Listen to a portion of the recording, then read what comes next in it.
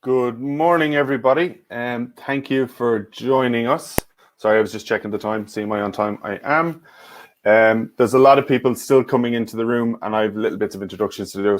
This should work out quite fine. I see everyone's already talking to one another in the chat, and all our panelists are here in the room as well. Okay, so we're good.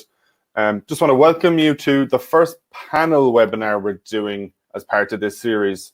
So it's a little different in that there isn't a presentation. As you probably know, it's going to be 4 floating heads on your screen, hopefully answering questions that you have either sent in advance, which we have plenty of, or that come up in the chat.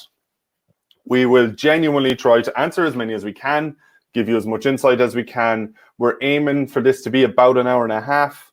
I think some of us, all of us actually, are still operational for clients. So if any of us have to take any urgent phone calls, we do apologize. If we disappear off your screen, we will reappear. I think, as you can appreciate, the way things are at the minute and with how fast things are moving, there is that potential that some of us need to take some calls. So don't feel aggrieved if any of us disappear. We will come back. A couple of quick things. There will be a recording available of this, as usual, or for those of you who haven't been on any of our other webinars, they are recorded. We will send you a link if you've been here in the next day or two, or if you only think of it in a couple of days and you missed the email, you'll find it on our website anyway. We'll have a link to the recording of this. I want to thank, as always, Actavo Events, who are working with us to help cover some of the cost of the tech for Webinar Jam for these webinars. Paul Griffin did not know we were going to do panel webinars when he agreed to get involved in this, but so we've added another couple into the mix. So I think we're at 24 webinars in total at the minute. So thank you, Paul, and the guys in Actavo for that. I'm going to very briefly introduce you to who we have on the panel. Then each of them are going to give you their own proper introduction. I definitely couldn't do any of them justice, so I will go to each of them and they'll give you a proper introduction, and then I will throw the first question that we've gotten at them. Some questions we've gotten in are quite specific, some questions are quite broad. This panel is for you guys, so throw stuff into the chat. We'll track it and we'll answer as many questions as we can. A lot of you did email in stuff, which we will try and answer too. We'll probably go at those first. And we'll probably try and give some insight into those as best we can, and then we'll move on to ones in the chat that have come in. Connor on our team is here, and he'll be tracking stuff in the chat and marking things as questions so we can keep an eye on them. We will try and broadcast the question along the bottom of your screen so you know what we're all answering if we're taking so long that you've forgotten the question. So we're going to try and do that. Hopefully that works. If it doesn't work all the time, apologies. If you ask in the chat what was the question again, Connor may well be able to answer it for you, but we're going to try and broadcast it along the bottom, so hopefully that works. Like I said, an hour and a half is the theory. If anyone needs to head away, that's 100%. Say goodbye in the chat there. There's so much chat going on, it's ridiculous. I can't keep up with that. If you do minimize the chat, so it's not distracting you, that's fine. The only other thing that lives in that chat area are probably some links I'll put up near the end of this, which is just to the next panel webinar and to our other webinars. So other than that, and I think there's a link there for the LinkedIn group if you're interested in joining us over on LinkedIn. But other than that, the chat isn't being used beyond it being for chat today. So if you've been on some of the other webinars, you'll know we use other functionality in there. I don't think we're using much of that today. This is really a panel thing, where we'll all be giving our answers to your questions. So I don't think the chat functions beyond the chat itself will be very important. So just to give you a quick rundown on who we've got to answer your questions before they jump on the screen and start telling you all about themselves, we have Tim Roberts, who is the director at the Event Safety Shop based out of the UK. But as I understand it, I've worked with him before. I think he's in Asia a lot at the minute, working over there and the USA as well. We have Eric Stuart, who's director of Gentian Events in the UK. Again, vastly experienced. Eric seems to be spending a lot of time in Canada and the States doing a lot of training. So Eric's heavily involved in kind of training people on crowd safety and event safety all around the world. Dan Ward is with us as well, who's the owner of Ward Safety Risk Management in the UK. Dan is a consultant and trainer and assessor with the Emergency Planning College. So I know a lot of you guys might be familiar with Tim and Eric and Dan and know their standing in the industry. So we're quite happy to have them on this panel webinar, and we're quite happy that they're happy to come in here and kind of put their heads above the parapet and maybe try and give some answers to some tough questions. That's how we sold the webinar, and that's what everyone signed up for. So we will genuinely try and answer anything we can and give you as much insight as we can. And that is the idea. So use the chat, ask the questions, and we'll do what we can for you. Gents, if you all want to pop on your cameras and mics, and we can start doing a bit of a round robin. And typically, things have changed to our aforementioned plan, but we'll go with what we had planned. Dan Ward, do you want to go first and just give us all a brief introduction to who you are and what you do? Yeah, you can hear me okay? Yeah, we got you.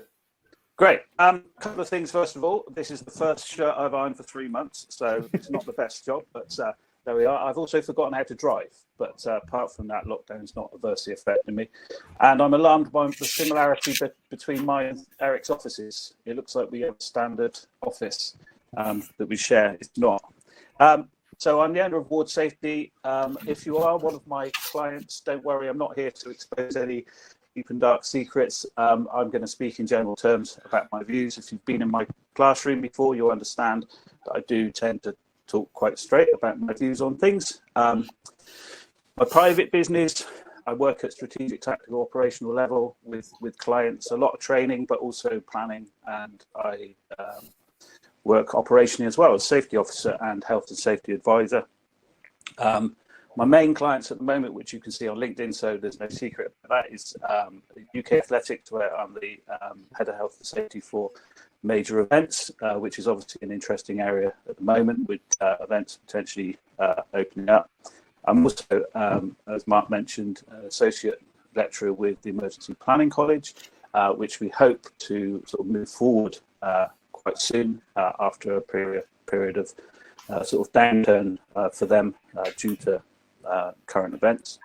And I'm also a consultant to a company called PowerMill, with who I'm a consultant on major conference events globally. So keeps me busy, never at home normally, and absolutely passionate, love what I do. Prior to all of this, I was a police officer, and I was a head of operations for a large stadium in the UK. And thank you, Mark, for inviting all of us along. And to anybody who knows me, even if you don't know me, I hope you are well. I genuinely mean that. I hope you're well. All right, Dan, thank you very much for that. I may as well keep messing up my own system. Eric, do you want to go next for an intro? Sure. Good morning, everybody. And again, thanks, Mark, for inviting us in today. A frightening list of familiar faces and names and friends coming up on that right-hand list now. Far too many people on there that I know for my liking. So it could be a difficult morning. I'm a crowd and event safety manager by trade. I spend about 6 months of the year working, planning for and then operating on event sites, and the other half of the year trying to teach people, based primarily on all the mistakes that we've made in the previous 6 months and all the new learning that's come along. So we'll do about 6 months operational, about 6 months in the training field. Most of you, I think, know I'm also chair of the United Kingdom Crowd Management Association, a unit that tries to enhance and professionalise safety standards in terms of crowds, not just in the UK. We work extensively in the US and Canada to try and do that as well. And I was the co-author of the original Safety Advisory Group advice document. And we might talk a little bit about that today in terms of where we are with SAGs and keeping people safe. So that's me. Super, thank you very much. That leaves you, Tim Roberts. Do you want to tell us all about yourself? I'd love to, my favourite subject. Yeah, good morning, everyone. Welcome, and Mark, again, thanks for putting this together. I'm director and co-owner of a company called the Event Safety Shop, and it does pretty much what it says on the tin. We've been running for 20 years now, providing a specialist safety consultancy to the event business, and that covers everything from installation of sculptures through to mass gatherings of all sorts, mass participation sports, adventure sports, rock and roll touring, festivals, you name it. We're lucky enough to have a huge client roster, ranging from mega festivals to kind of tiny operations, and we're lucky enough to work around the globe. We have outposts of offices and staff in the USA, in the Middle East, in China, in Hong Kong, and as far afield as Australia. So very fortunate to have a network of folks and be working right around the world. I was never in the police. I've never done anything but events. Directly from I was on stage at the age of 6. And went straight into working professionally as a musician and a performer when I left university. Got into production stuff, met the right people, got into safety stuff, met even more right people, and I've learned all the way along the way. I got a bunch of letters after my name, so I've got an MSc from Manchester Met in crowd safety and risk analysis. I'm a chartered member of the Institute of Occupational Safety and Health. But actually cut me and I'll bleed rock and roll. I'm into festivals, gigs, events. And our side of our take on safety is that safety is a subset of general quality management, and safety for us starts at the very outset of show concept and goes all the way through to sort of post-event summary and review.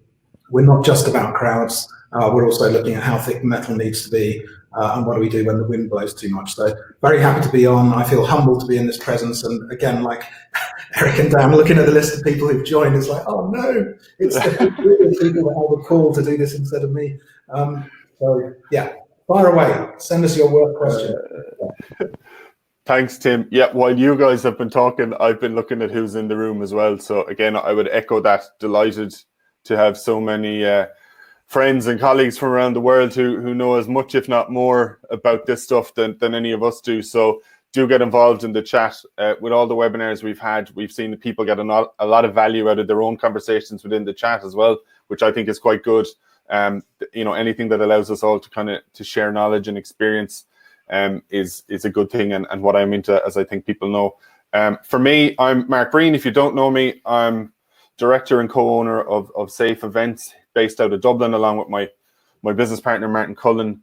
So we operate primarily in Ireland, working on a lot of big events and some nice clients here. We do some stuff in the Middle East, and we spend a lot of time kind of developing resources and ways to help us all globally kind of share information and expertise. Right now, I feel like what I do is professionally, except I don't get paid for it, but I feel like all I do is host webinars and do stuff like this and get people talking and provide some learning and some knowledge for people. So that's what we're enjoying at the minute, as well as operationally trying to get some venues we work with back open and consulting on a few things. I've just had a client text me asking for a call before 12 o'clock, which I don't think I'm going to manage. Neil, if you're listening, or if anyone can let Neil know that I won't be able to call him before 12 o'clock. Give us the number, Mark. I'll phone him. Tim, I knew you'd look after me. Thank you very much. He's a nice client, actually. You'd like him. I'm going to start with the question I did plan to start with. However, I've seen a very, very good one come in on the chat, which I will go to second. So Andy Fraser, rest assured, I'll come to yours second because I quite like that. But I'm going to go with the first one, and I'm going to test this technology whereby I put it in a comment and I do this, and hopefully it comes up along the bottom of everyone's screen. And Eric, I'm going to go clockwise with this, so you're up first. The question came in from a nice lady named Catherine, and she wants to know, what is the importance of risk management in today's event management world? Now, it's a fairly loaded question. I'm sure we know why she asked it, but that is the question. So that is what I'm putting to you, sir. What is the importance? Well, it hasn't changed. The importance of risk management simply hasn't changed. We've just got to look in a different direction at something new, something that we don't fully understand yet, something that's developing day by day. And I was speaking to one of the guys last night. I've spent 11 weeks on an event site, an unusual event site. It's under an NDA, but we can say that it's a temporary mortuary. And in that 11 weeks, I don't think a single day has gone past that I haven't changed the risk assessment around the danger of COVID infection. There's not one day gone by that our knowledge and experience of this disease hasn't changed. So I don't see a change in terms of the importance of risk management. I just think we've got to look at something new. The most important thing for me is that we can't stop looking at all the other things. Everything else is still there. The terrorists are still there. The hostile vehicle mitigation, the weather, the crowd management, every other risk still exists. But now we've got to factor this new one in along with everything else. Very good. Dan, what's your take on that one? Was it specific to COVID-19? No, not specifically. I think Catherine's in the room there. She's agreeing it was a loaded question, but no, she hasn't. It's literally, what is the importance of risk management in today's event management world? So no, it's not COVID-19 specific, but I'm sure she thought we might touch on it. The bit that's frustrating at times is only half understanding the benefits of risk management and seeing it as an expensive additional burden and not really believing in it. If you go the whole journey, you actually realize that effective risk management is actually efficient as well as effective. It's not about wallpapering the world with red, amber, and green matrices. That's some of that needs to be, due diligence, record keeping, but it's about intelligent understanding of risk and adapting, being agile, being responsive, and responsible as well. We all know of events where the documentation was superb, the delivery was awful, and completely opposite. Somebody who's done it on the back of a fag packet and got away with a pretty decent event. So it's about making sure that it's efficient and intelligent to ensure that it's effective. And I know that's all a little bit nebulous, perhaps, but risk management is absolutely vital. But it's, what's your definition of risk management? If it's purely an academic process, it has a certain value. If it's a golden thread through your planning process, then it's a vital part. Yeah, thanks, Dan. That's interesting, and I think it's something we'll touch on. Maybe 2 or 3 questions in that came in as a question on email as well, about how early you talk about it being a continual thread. There was a question that came in about how early in the process safety should be involved in the conversation. So I think we'll come to that as well. Tim, what's the importance of risk management in today's event management world for you, my friend? Well, my glib answer is that there's no difference between risk management and event management. It's the same thing. A well-managed event is managing risk. What I'd say at the outset is that people shouldn't confuse risk simply with accident prevention. Accident prevention is about risk, but it's a very narrow sliver of it. And if you think, well, what's the risk of the audience not getting the experience they thought they'd paid the ticket for? What's the risk of them not being able to find the stage they wanted to get to? What's the risk of losing a bin full of money on this? What's the risk of not being able to buy the event kit that I want because I've come too late to the market to do the rental? There's a whole host of risks that everyone faces and juggles and considers when they're putting an event together. And that could be, can I afford this much PA, or how many staff should I have? Those all have bearings on risk. So I would just urge anyone on here to think as widely as possible about risk, and not just think of it as being accident prevention or illness prevention or response to a major threat or challenge, like, for example, a security threat or a major weather threat. Risk management is about producing a good show. And just like Dan said, it's efficient and economic. The easiest way to lose a load of money and to go out of business or lose your reputation is to cock it up. It's not give the audience what they want, fail to provide a suitable quality, and fail to provide what the ticket buyer or your guests or your visitors were expecting. If they come to a fireworks show and can't see the fireworks, that's a major risk that you've got to deal with, which is separate and distinct from crowd management or migration issues that may occur as a result of not being able to see the entertainment. So I think folks need to think really, really widely, and anyone who produces a good event is already doing risk management. Risk management is not something that is exported to the 4 faces on the screen. Risk management is something that is inherent to pretty much every decision that you make, whether it's budget, timeline, staffing, whatever. Thanks, Tim. No, I think that's a very valid point. It and probably speaks to how we'll respond to a question later as well. But I think risk, everything we do in events in particular, centers around risk. If you look at it through that lens, there's always the risk from the day you sit down and start planning the event. You're dealing with risks as you go along. Catherine, for my answer, I guess the angle I always kind of take on this is that risk management and your safety people, as we call them, can be can be, in my experience, and that's why I always come back to this, the key between an event actually happening and not happening. The events, personally, I enjoy most as a risk professional or an event and crowd safety professional are the ones that are challenging. And I think the guys might agree that the ones where you have to put the work in, you have to figure out how it can be done safely, the not run-of-the-mill stuff. We've had email inquiries come in where the subject line stopped me in my tracks, and before opening the mail, I spent a bit of time to see how would that even work. And there shows we've gone on to actually execute and do well. So I think Tim's right. Risk is, as soon as you sit down planning the event, there's a myriad of risks there that people need to consider. But I would echo what the guy said. Don't just think of it in terms of, slips, trips and falls, stage collapses. There's an awful lot more to it. And some of us in the game deal with that, and some of us, that's not our bag. But as a broad function that you've identified as risk management, there is an awful lot to it. And some of us, I guess, would have specialist areas even within that. But I don't know, does that answer your question? If it's more COVID-19 related, we'll come to that in a while, because a couple of questions did come in about that. Andy Fraser, I'm going to pop to your question now because I quite like it and I don't know my own answer, so I'm going to take my time figuring this one out. Tim, we might pop to you first with this one just to change things up. Don't worry, it's not that tricky. If you had a magic wand, which we'd love to have, that could eradicate one thing from event safety management, what would it be and why? My mobile phone number.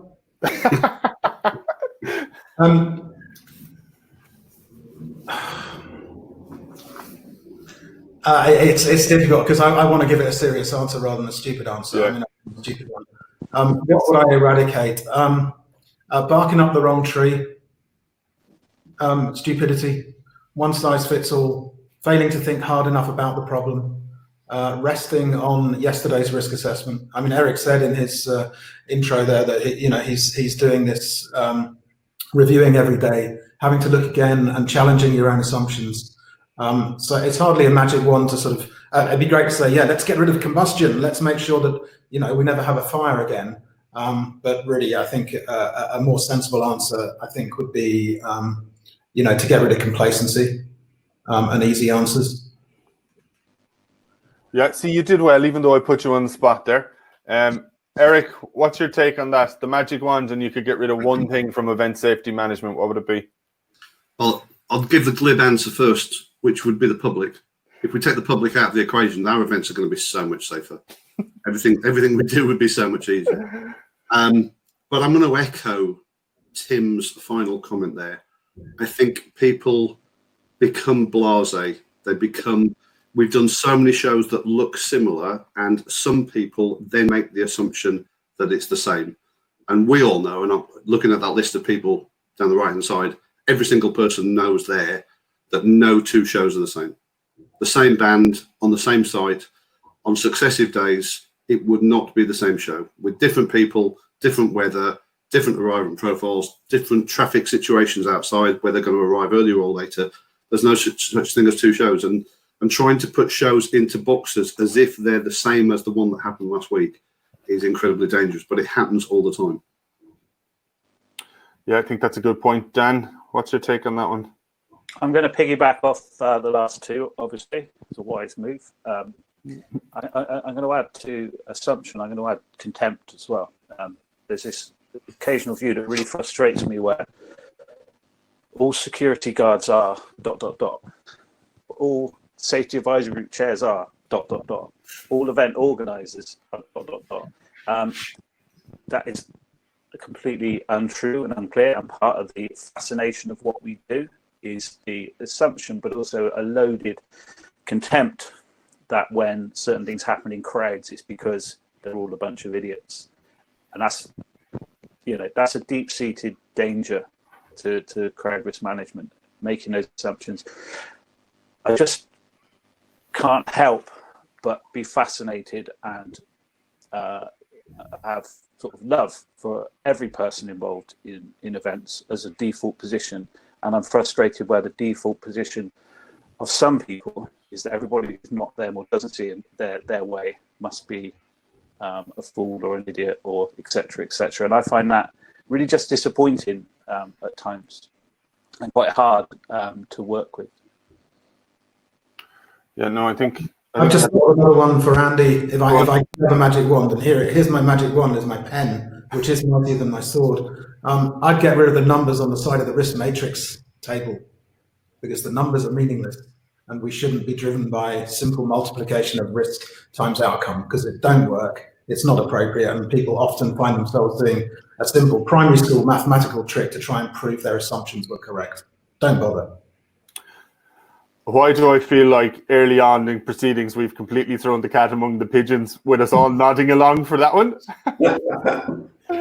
But I don't think, you won't get much argument from any of us. I think there's an over-reliance on a simple risk matrix as it was, that I think, especially people who don't do it for a living, that's what they know as risk management. That's what they expect to see. And if you give them anything else, it can lead to tough conversations or nothing happening. Andy, I think for my answer, I would use Tim's magic pen or wand to change the perception a bit of what, crowd and event safety people or health and safety people involved in events do. Tim has probably heard me have conversations with our lecturers in Manchester at times about how I think crowd science, crowd safety, what we do and love, it can only be so much of a science, and that there's an art to it. And there's personality to it, and that there's experience to it. And I think I'm safe in saying that if you gave Eric, Tim, Dan, and I, and probably a load of you guys and girls in the room here, the same challenge, we'd all come up with different approaches, different solutions. And I think that needs to be understood more, that there isn't a one size fits all. There isn't even the one safety officer fits all kind of thing. We'll all do it differently based on experience, and there is a level of art to it that people can be a little uncomfortable with unless they understand that it's not black and white. Health and safety in general isn't, the law isn't, and what we do for a living for our clients for events, I don't think is black and white. So I would just kind of alter that understanding slightly, which would make our lives a little easier, I think. I hope that helped, Andy, and I hope that kind of answered the question.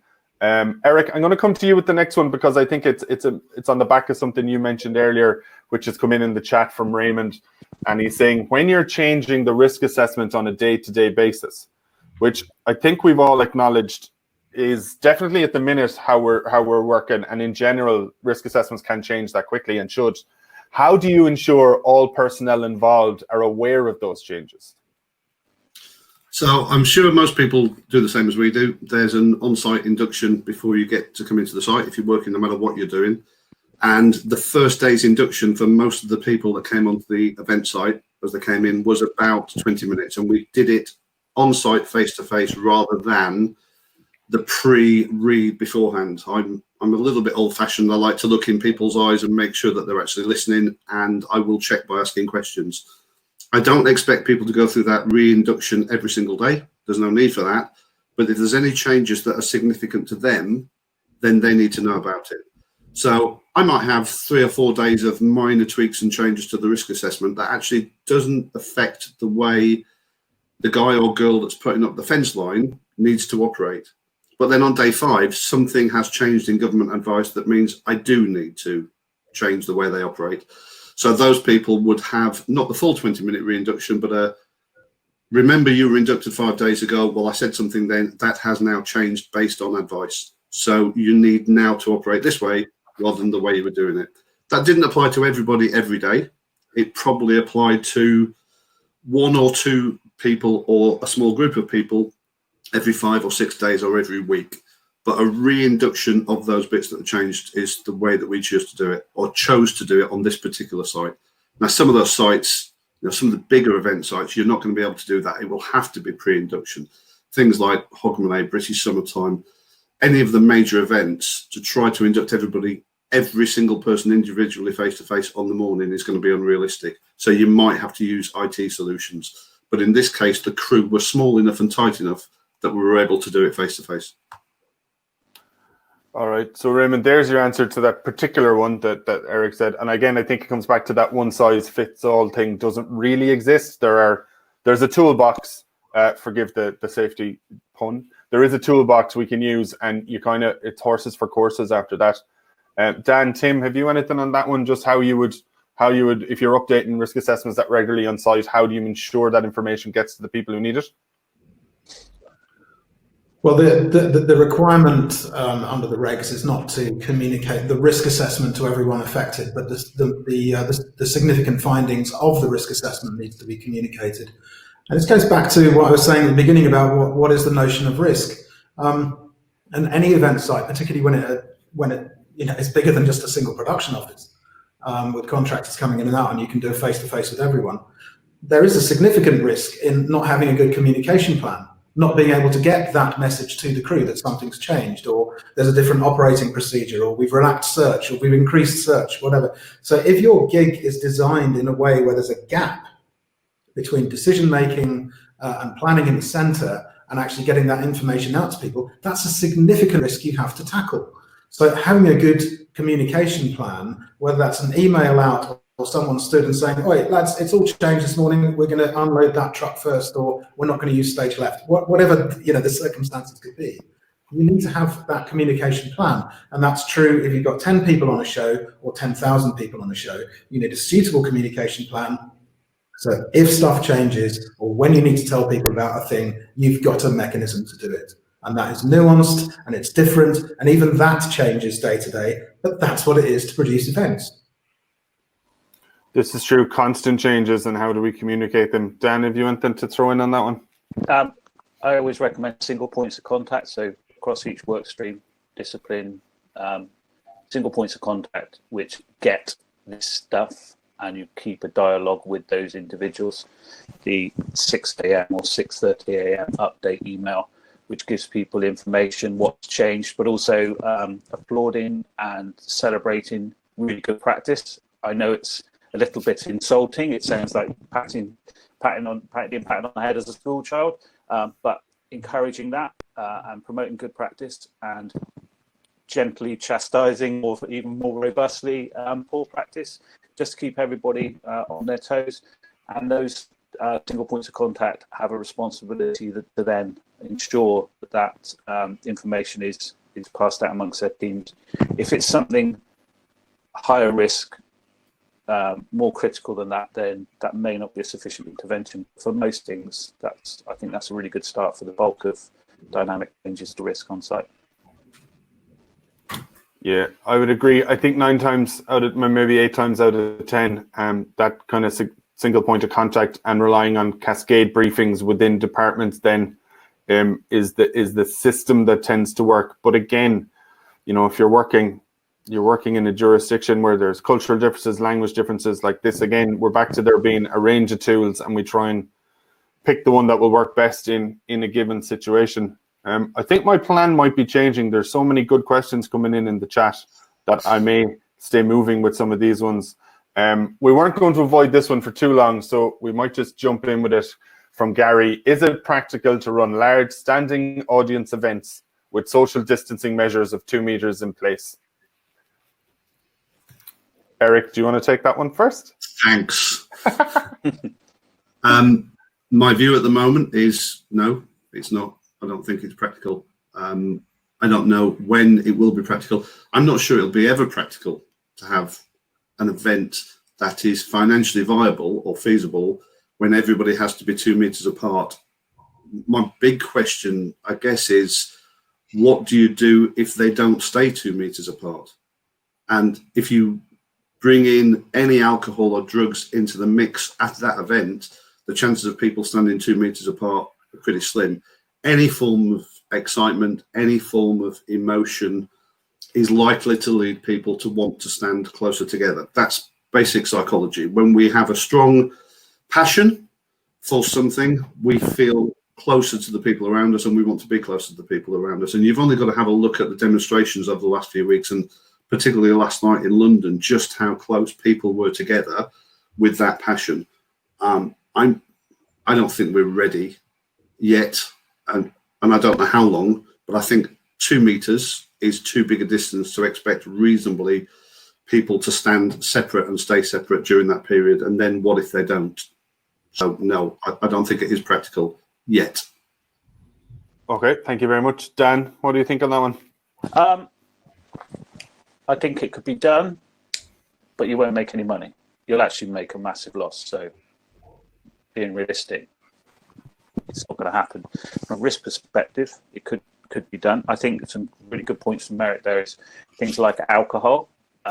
It relaxes people's social inhibitions. If you add in amplified music at the same time, you naturally have to stand closer just to chat to your mate. I would say that we need to potentially be looking at the events industry as a whole with regards to some of the lower risk events defined by that type of factor to see a gradual return. I've been looking a lot at and working with a client for some conference events where you have different factors. You have more control over arrival times. You have no alcohol. You have a lot of people employed by the organisation, so you have pretty much 100% strict compliance with every rule. You have a lot of opportunity to dictate floor space, ventilation, the programme.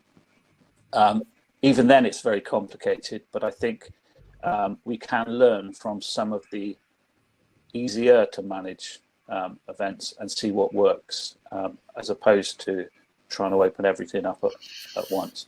And unfortunately, that means that some parts of the sector are possibly going to be further down the line just because of the type of events they are. No fault of their own. It's just the type of events they are and particular risks of COVID.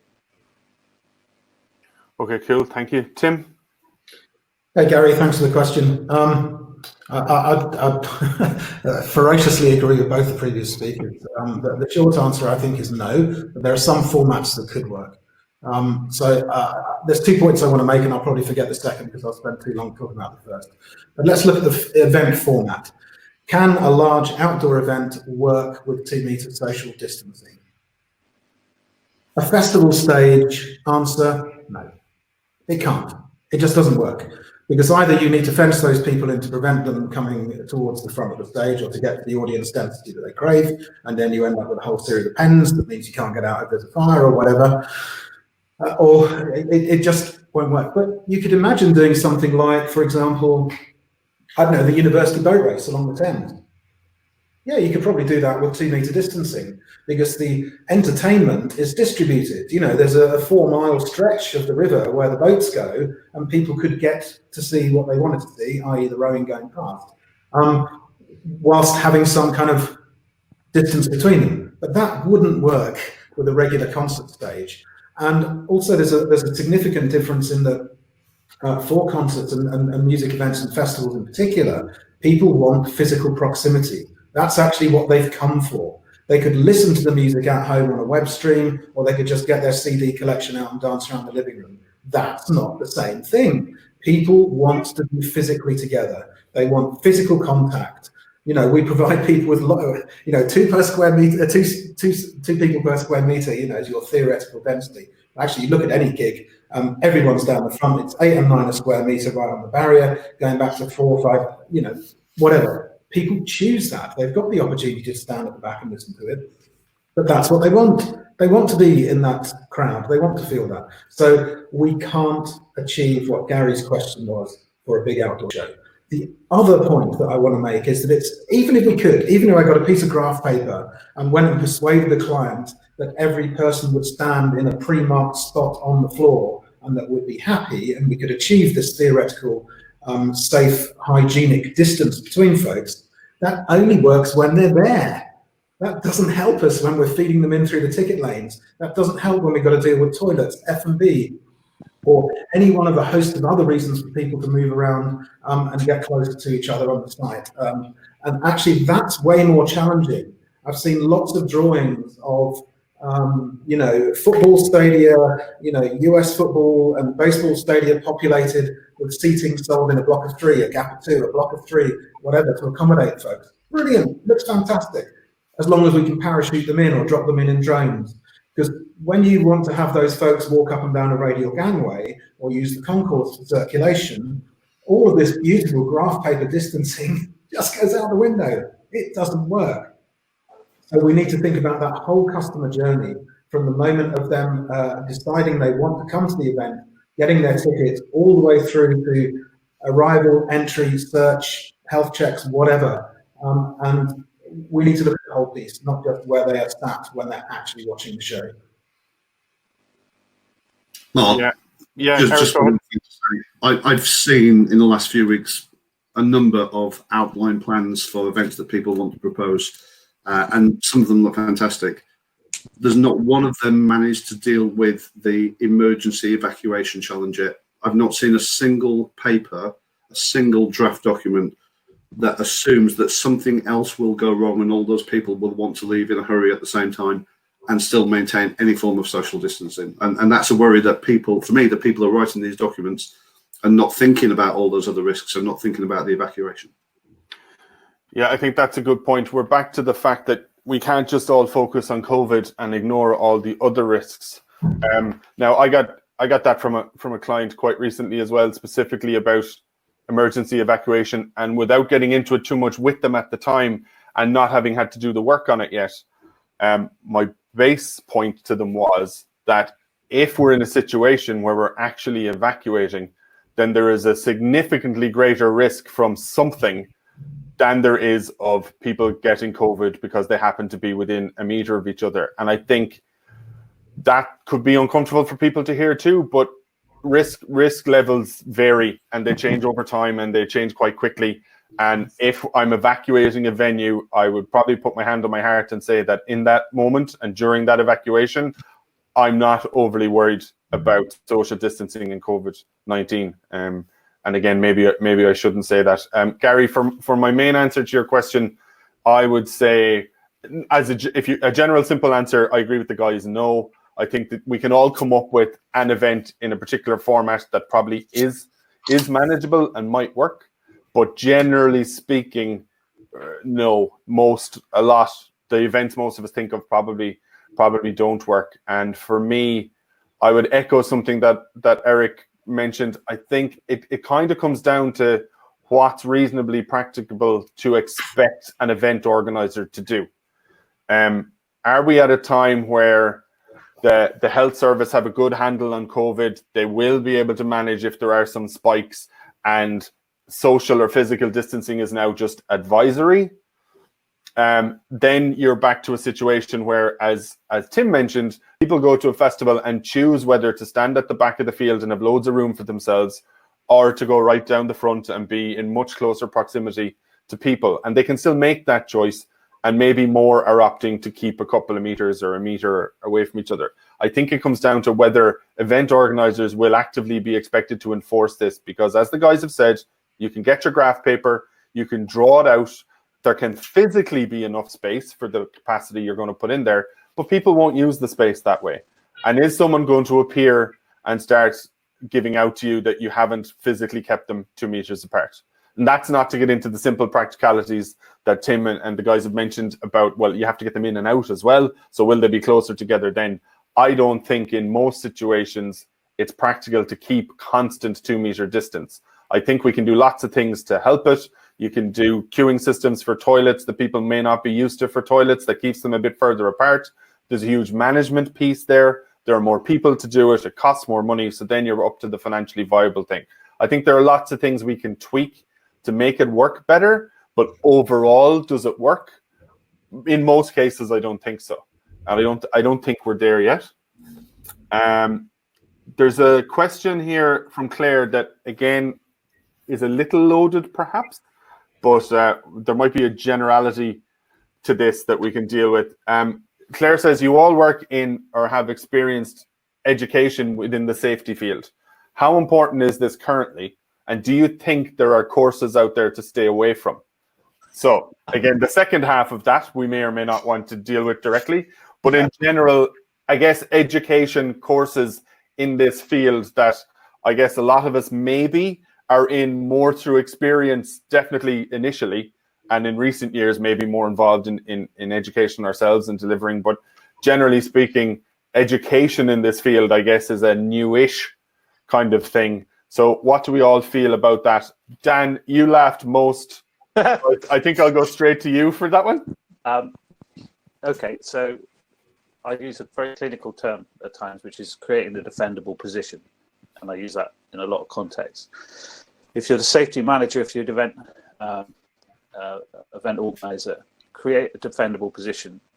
As an expert witness, you're often asked, is this person competent? So was this person competent? So one of the first things you look at is their CV, their qualifications, their experience, that sort of HSE definition of competence. They go on to look at their work product. Does the work product, what you expect of somebody of this level of responsibility and qualifications? So from an academic perspective, I would always encourage people to get yourself insurance and get yourself a defendable position with regards to competence. Now, there are also people who have little or no qualification who are superb at the job. That's fantastic, but it's a very difficult position to defend.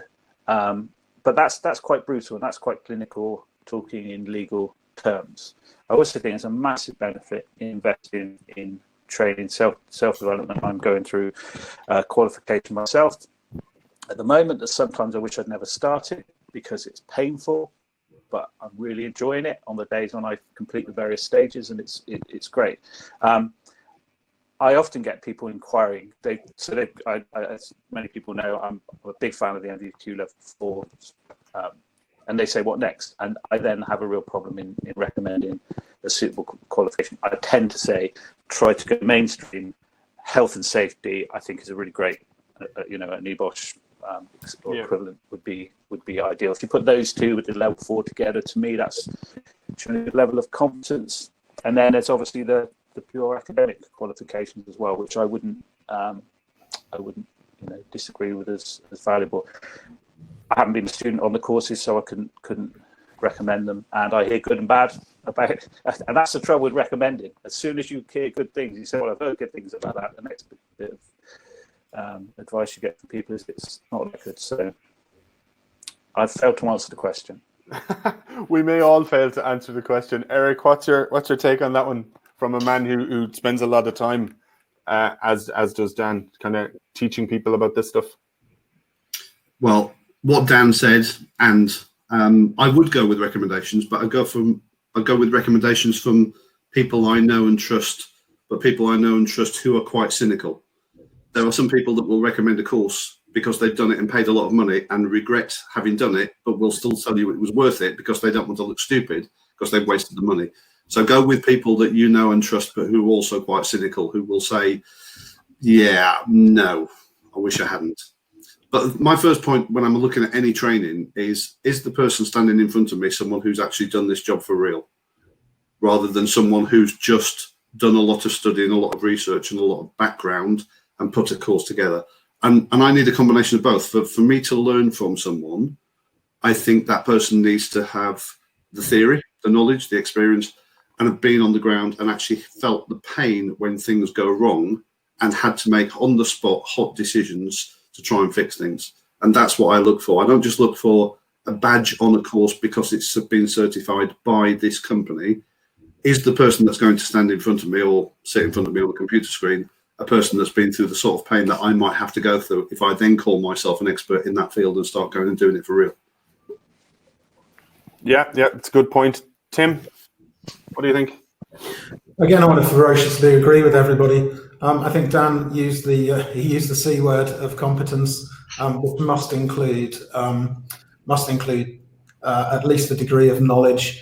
If you look at the Health and Safety at Work Act, there must be sufficient instruction, information, training, and supervision as required to, etc. So that instruction, information, and training, is a core part of what people need to be competent. But the question was about the word education, and I think that's slightly different to training. And the word education implies a much more structured approach to things, where there is a progression of increasing complexity and detail of learning material, and perhaps a more exacting process of examination that sits alongside that, which is slightly different to training. It's the same core concept of knowledge transfer and making sure people know what they're talking about, but education implies something slightly different. And I think that is also a good thing, because I think our industry needs to grow up, and it has done significantly over the last couple of decades, and it's got a long way to go still. But having a structured process of courses and material and skill transfer and knowledge transfer allows folks coming into the business to have a route into doing things safely and properly and effectively. And they can learn from, you know, some very useful and knowledgeable and extremely kind of generous and dynamic people doing courses and doing education. So I would say yes and yes to all of that, but just having a degree in event management doesn't make you a great event manager. You know, just having the NEBOSH diploma doesn't mean you know what to do when you're facing a complex situation. You know, that's perhaps the first time you've ever seen scaffolding on the verge of falling over. So I think it is a combination of the two. You know, when I started, I was very dismissive, and you know, as I said right at the outset, I've never had a proper job. I've always worked in the event business. And I want the event business to become a proper job. So we need education, but that needs to be alloyed with, the book learning needs to be alloyed with dirty fingernails. I don't want an event manager who's never had to pick up a truckload of Harris blocks, or who doesn't understand the difference between a PAR 64 and an SM58. If those words don't mean anything to you, you've still got something to learn. I'm not saying that everyone has to know everything, but I think that basic physical learning that you get as a crew member or as someone who's having to schlep through the mud and do stuff is equally valid to the book learning that we might get in a classroom or some other remote situation. Yeah, look, again, vociferously agree with you all. I think it's a very tough one for people who are trying to get into this side of our game, about knowing where to start, who to trust, who to take training from. I think I would echo Tim's point in that education versus training, slightly different. There are some, you know, university qualifications you can do in this area now. I think, again, hand on heart, if I had two great people in front of me, one very qualified, one very experienced, ideally I'd like the balance of both, but personally I'd probably be taking the experience 9 times out of 10 if I had to, in my experience. That's the way I would go, but you can get that kind of balance now.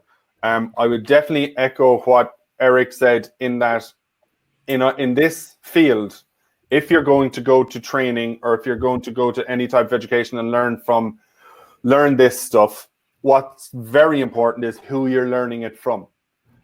We can all read books and do a load of research and put a lovely course together. I think especially in safety for events, what you want to be sure of is that the person standing in front of you delivering it or designing it or helping you, guide you through it, has lived it and has done it. I think that is vital in the field we all operate in. So I would do that amount of research to find out, well, who's actually delivering it and what is their background. I can write a course and train anyone to deliver it and deliver it quite confidently if they're a clever person and come across quite well. But what you need to know is, does your instructor, does the person delivering it to you, have they lived it? Do they know it? Have they been boots on the ground?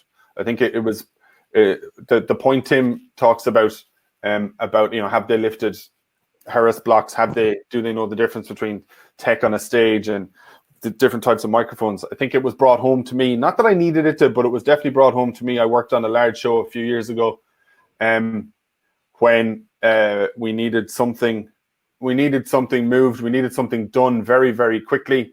There was a lot of hoops to jump through to make it happen, and suddenly the man at the very, very top of the tree was the one who arrived in a truck delivering exactly what we needed. And I think that is the type of person we're talking about. They're not sitting up there drinking coffee at one of the biggest shows in the world. They're driving the truck, delivering what we're telling him on the ground we need to solve the problem. And I think it's that level of involvement and buy-in to what you're in charge of that's key. And that kind of brings me home. I would go and learn from that man any day of the week because I've seen him do it and I know he can do it and I know he gets what's involved. I'm just scanning through questions here to see where to jump through. Connor, I hope you're tracking some of these because I think the chat's moving very quick and I'm missing some as we go. Let me just pop to the next one. on the assumption of a crowd topic, at what stage does crowd moshing change from just part of the crowd's nature to being actually quite dangerous? Tim, I'm going to finish this question, but I'll let you know now, I'm definitely coming to you first with this one. How do you assess the change and how do you disperse it? Do you wait for someone being hurt before calling it, or are there telltale signs that it's going in a bad direction? Now, I know, Tim, from talking to you many times about this exact subject, you have fairly strong feelings and a lot of experience in this area. So mosh pits, when they get out of hand, do they get out of hand? How do you call it? What do you do with it? What do you think? Yeah, thanks, Mark. It's a good question and a difficult one. I don't want to answer the question directly. I want to talk around it before kind of deciding how I think I might answer it, and I'll stop leaning on my laptop to stop it jiggling. In quite a few instances, I'm engaged by people, by clients, to stand on stages and look at substantial numbers of people in front of the stage and make a decision as to whether or not we need to intervene somehow, stop the band, stop the audience, do a thing to maintain public safety in that crowd. And that's a very lucky and privileged position. And whilst I have my heart in mouth for every second that I stand on that stage, it does give you, some insight into that decision-making process. When I'm stood on the stage and looking at, a full crowd in front of the stage, I am relieved to see moshing. Let me say that again. When I look at a dense crowd in front of a stage, I'm relieved to see a mosh pit, because that means that there's enough room for people to get far enough apart to dance like that. It means that there's the capacity for people to decide what to do with their own bodies and what to do with their own movement. I get worried when I see people in a situation where they are unable to decide how to move. They are driven by the density and the proximity and the pressure from people all around them. And that generally happens in situations where there's not enough room to create a mosh pit. So to my mind, the emergence of a mosh pit is often a good indicator of two things. One, that the density has permitted a space to open, and two, the crowd are doing what they want. They've come to dance energetically. They've come to slam. They've come to do crazy things. They've come to engage in inherently risky behavior, but heck, that's why we sold them a ticket, put the band on and ponied up for a big sound system. That's the point of us doing this. We've decided we want to have a concert and let people dance. Having said that, there definitely are risks associated with those kind of mass things. And I really don't like to be on stage with a band who say, right, I want to see the tallest human pyramid. Right, I want to see everybody on everybody else's shoulders. Right, let's do a wall of death. Let's see how stupid we can be. To a certain degree, we as organizers, promoters, and safety advisors are seeking to facilitate that kind of craziness, because that's the art and the culture that we've got into. But there's a very, very fine line and a balance that needs to be very quickly redressed if it goes too far, to say, whoa, hang on, let's stop that. We need to now either prevent this activity from happening, or calm things down, or stop the music, or get somebody in to that person because they're in trouble. So I don't think that's a straight answer to the question that was put. But, as we've indicated right from the outset, this is a really complicated thing that changes moment by moment. But what every organizer needs is a communication channel, a situational awareness plan, which could be CCTV, but is much more likely to be competent and experienced people directly eyeballing what's going on, and then a mechanism to intervene and promote safety again, or close it down, or do whatever you need to do. And that needs to be activated before it's a body recovery process. So you've got to be able to make the call before it has gone wrong. There's no point in calling it when it's too late. So that's a very, very difficult thing to do. And I'm very happy that, a number of our clients put trust in myself and others from TEST to be put in that position of decision making. Yeah, I think that's really good. And I think it may not be what people expected, which I knew would happen. But I think it comes back to one of my points earlier as well, where someone has to put the trust in someone else's eyes. So as the safety person, you will be up there on stage making judgment calls about when to do what.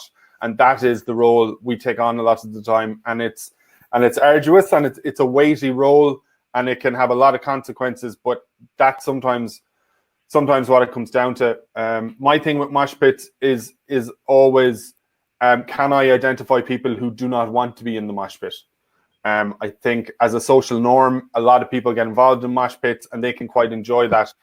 My focus when I see them develop initially is, am I seeing people who don't want to be involved actively being able to move out of there and get away from it? That's my priority initially. I would also say that one of your key things from a mosh pit perspective is a really, really competent, experienced pit security team. I want to be working on shows where I have full confidence in the people, the actual people on the ground in the pit.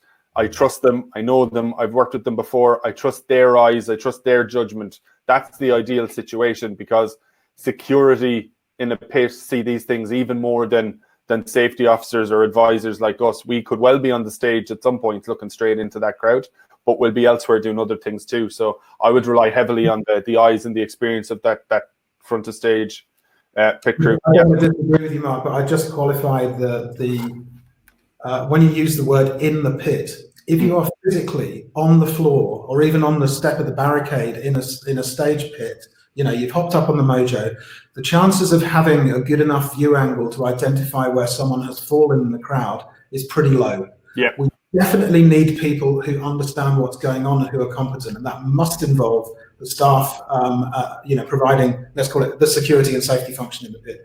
But you need an elevated position so you can see down into the crowd, and also so you can see bigger patterns of what's going on in the crowd, shock waves, dynamics, compression waves moving through the crowd. You only get to see those if you've got that elevated position.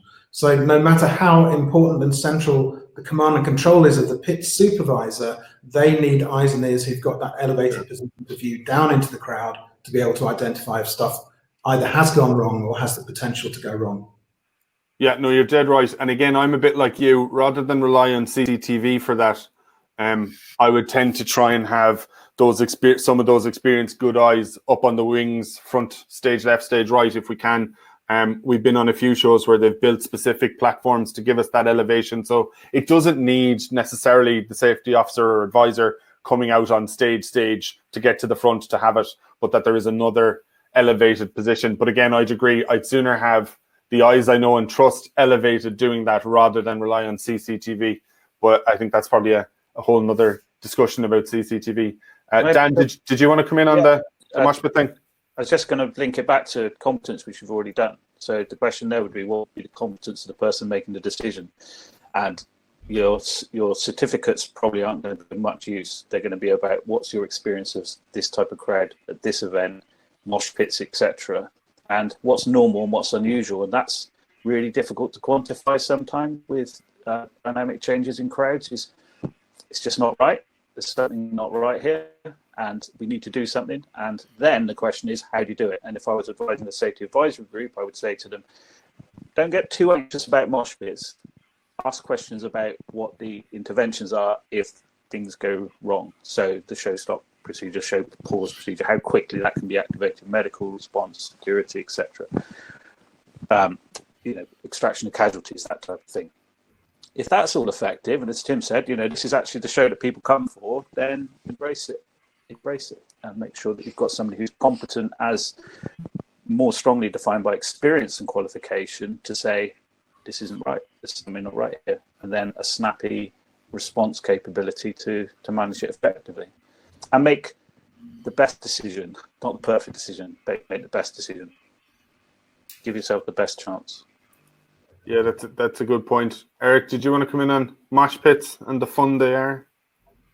Yeah, just quickly, a couple of things. I'm trying to follow the conversation on the sidebars, which is fascinating. For me, I agree with Tim. When the mosh pit is created, it shows you've got space. I then tend not to look at the mosh pit, or even the first 2 or 3 rows. I'm trying to look outside there. Has space that was previously available been stolen from the people that were comfortable, who are now no longer comfortable?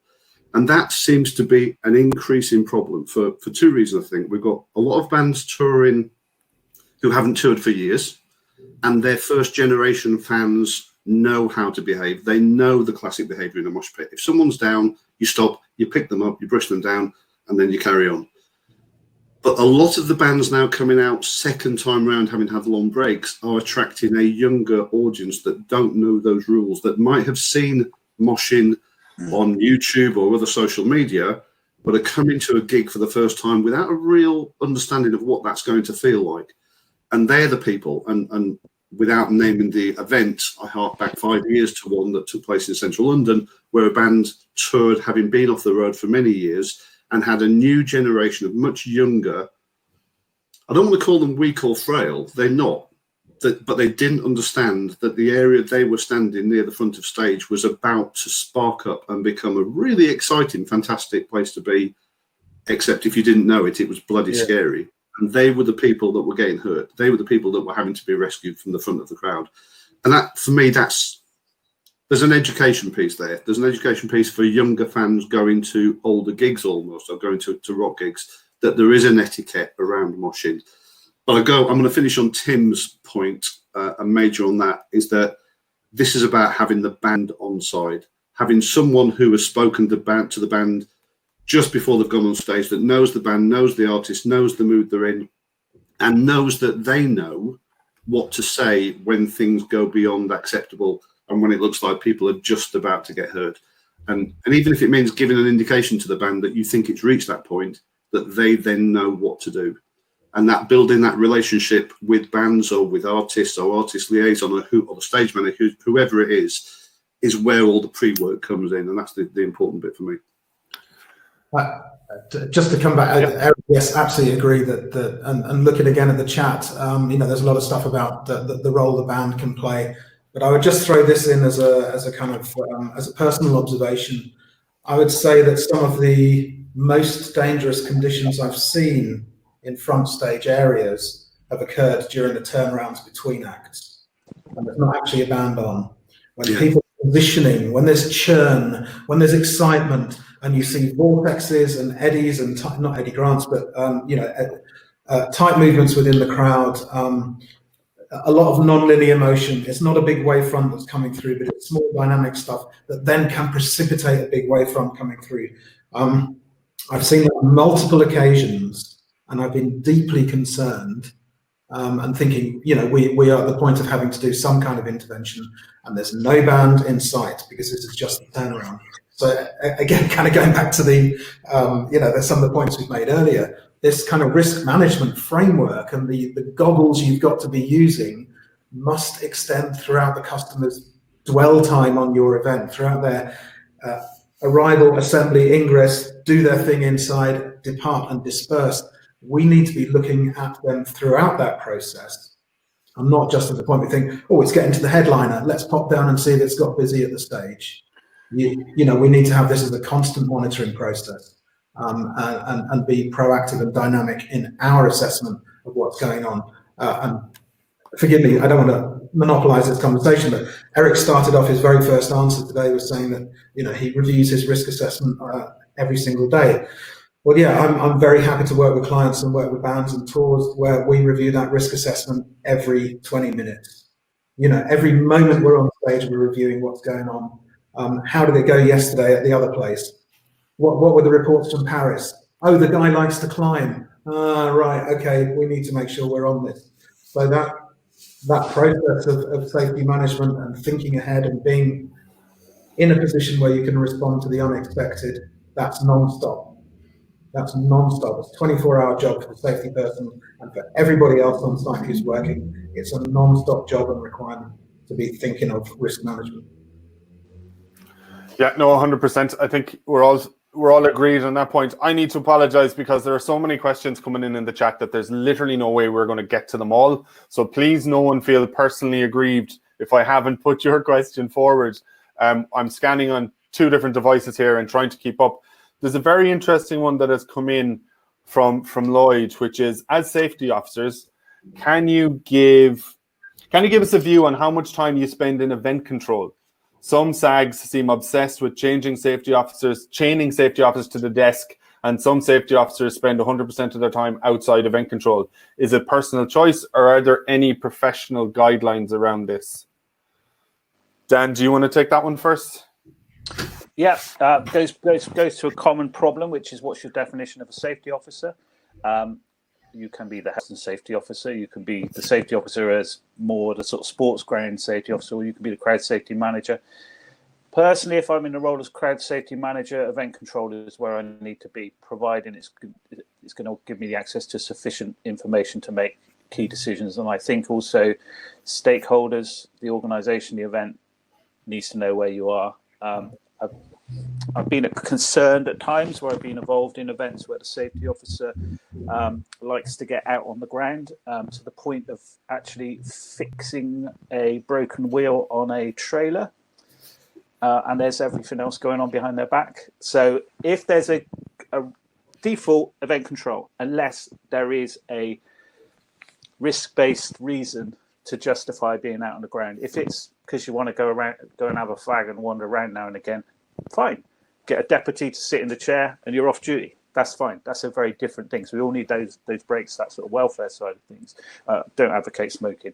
But if it's just because the person actually doesn't like being in event control, then I'd probably question whether there's another place in the organisation for them. Thank you for that. No messing around there. Eric, what's your take on that one? I think it's some and some, and it depends on the scale, size, and complexity of the event. A small 2,000, 3,000, 4,000 event, I feel quite comfortable having a walk around, getting a feel, making sure everything's where I thought it was and where it was 2 hours ago. As it gets busier towards the end of the night, if things are getting exciting, I want to be in a control room where I can see everything. If I can see everything, that's assuming the promoter has bothered to pay for a control room, or they may choose not to, and some of the smaller gigs they frequently don't. Even, I've done events where up to 8,000 and 9,000 where the promoter hasn't thought a control room was necessary. So what do you do then as a safety advisor, crowd safety manager? But to the other end of the scale, Edinburgh Hogmanay, I'll do a walk around all the way during the course of the afternoon and make sure everything's where I want it to be. But then I have to rely on 9 trusted people in zones or sectors to watch the crowd, because the only way I can get the big picture of what's going on across the whole footprint of Hogmanay is by being in the control room, having direct, fast communications with them, and a lot of CCTV coverage to scan to ask them to go and have a look at something. So I don't think there's a simple answer to this one. It depends. It's probably the best answer I can give. I think I seem to be picking the questions that don't seem to have very simple or straight answers. Tim, what's your take on that one as a man who has spent a lot of time roaming the fields at rock and roll shows and a lot of time sitting in the big chair? Yeah, boringly, I want to ferociously agree with everything that Dan and Eric have said. One of these times I'm going to ferociously disagree. But no, it strikes me that what is absolutely clear is that we require 100% of the time, no excuses, no pauses, a designated grown-up in a command and control position. Now, whether that's a specific room with a bunch of TV screens in and a whole load of other agencies depends on how much money there is, how many people there are, how much infrastructure's got in. But there absolutely has to be a grown-up who's in that both administrative and potentially physical position. At the same time, we need genuine, human eyes, competent people with situational awareness out and about on the ground. Whether we label them safety officers or stadium safety officers or the competent person or just, Joanne in Sector 6, I don't care what they're called. We need both ends of that kind of telescope available to us. As Eric says, sometimes I will have a client who wants me out there tire kicking, and other times I have a client who wants me, nailed to a desk, looking at CCTV and coordinating with, other colleagues and stakeholders. It doesn't matter. Whichever end of the kind of chain I'm at, I want to know that there's somebody at the opposite end who's doing the sort of the mirror image job. It's not an either or, unless you're down to genuinely small scale micro events where it is possible to be a mobile event control with a radio. Because I mentioned communication earlier, but it is quite a common thing for miscommunication to result in either an exaggerated response or an inadequate response. So having people on the ground who are trusted, who are experienced, who have seen stuff before, going, whoa, hang on a minute, I know this looks a nightmare, but let's just walk another 5 meters through this crowd. Yes, you see that's dissipated. It was a tiny knot. Let's move that A-frame sign outside the ice cream van. We've solved that crowd compression issue that from 50 meters away or on the CCTV looks like there's some ghastly thing going on. And actually, when you get your feet on the ground, it resolves into something much more simplistic to manage, or vice versa. So I say that both of those jobs are fundamentally important. Good situational awareness, good comms, and a grown-up who is able to make decisions and coordinate response. Those are non-negotiable. They're required for every gig, whatever scale or size. Yeah, no, I think you're dead right. I think Lloyd, knowing Lloyd, he's had experience on all ends of the spectrum here, and I think you're right. I think the eyes and the decision-making process are what's key here. We have large-scale events where we actually run 2 simultaneous event controls for certain reasons, which would be large, mass participation events moving throughout a city where there's the event control, if you get me, and then there would be the policing control, which is a permanent building within the city, so it makes sense to use. But we split responsibility and we split instruction to staff and everything to make that particular event work as well as it can. So, I mean, personally, I'd say we'd all admit on certain shows, we enjoy being out and about more. Other shows, we enjoy being in the big chair more. But the key is that someone is at the top of a tree, whether it's on a big chair in a big event control or somewhere, that can make the decisions. And as Dan says, has access to the information they need to make those decisions. I think, SAGs can vary and how they operate vary, and as can safety officers and safety advisors. I've spotted a nice question in there from Adam. Hi, Adam. How do you anticipate? Oh, things are moving. How do you anticipate the length of bills for events? Where is it gone? Damn you people in your chat, moving too quick for me. Adam, that was a question about how is COVID going to affect build times for events and the reality of, disparate crews operating the way we know they do, as well as them all being maybe desperate to get back and do some work. How is the COVID risk going to be managed during the build for shows when we take those factors into account? Eric, you're still shaking your head. Do you want to run with that one? Yeah, quick answer, I don't know. There's honesty. Because of what we had to build and how quickly we had to build it, our timelines were incredibly tight. And we took some risks. I'll be honest, I'll be open and honest here. It was at the time when PPE simply wasn't available. What PPE was available was going elsewhere to people who needed it most. And we had people working in close proximity to each other, but we were doing our very best to stop that work on a regular basis, to get people away to wash their hands and disinfect and what have you. It probably put 10, 20% on our timeline. More regular inductions, more regular reminders about how we needed them to operate safely, more work for me wandering around on the ground, reminding people. 10, 20% is a figure I'm plucking out of the air, but that's what it felt like and what it feels like now looking back. But the world's changed since we started doing that 11 weeks ago. And by the time we start building events, I honestly don't know. Hopefully they'll all have fantastic PPE. I know you can't keep a pair of rubber gloves on for very long when you're trying to build a steel shield wall. They don't last very long at all. So if you want people in rubber gloves, expect to have boxes and boxes, and you're going to be changing gloves every 5, 10, 15 minutes, unless you're going to have heavy-duty rubber gloves, which they're then going to disinfect because they're in close contact with other people. I really don't know yet. Dan, what's your take? I've been looking at this. So just some of the broader concepts. Build schedule is going to be longer. We're going to need to give people more sterile working space for their discipline.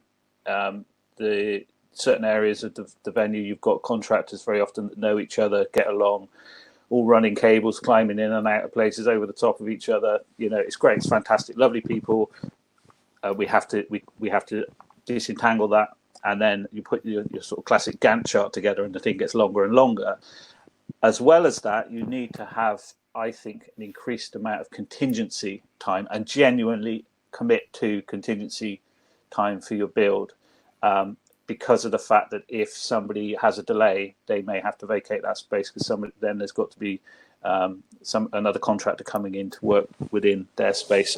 So some of the broader concepts mean that we're talking about longer with more contingency. And the other aspect we mustn't forget is the health and safety compliance requirements that the contractors are going to require of the event organizers. So if we deploy our staff onto this site, we expect this as a minimum and this as a minimum. So goes back to another one of the questions: when do you start this risk analysis process? As early as possible, because you need to start talking to the contractors about what their requirements are, what their expectations are, and working with them. So unfortunately, we were talking about this briefly last night. This is where sometimes people start to glaze over, and then they start saying, when's there going to be a vaccine?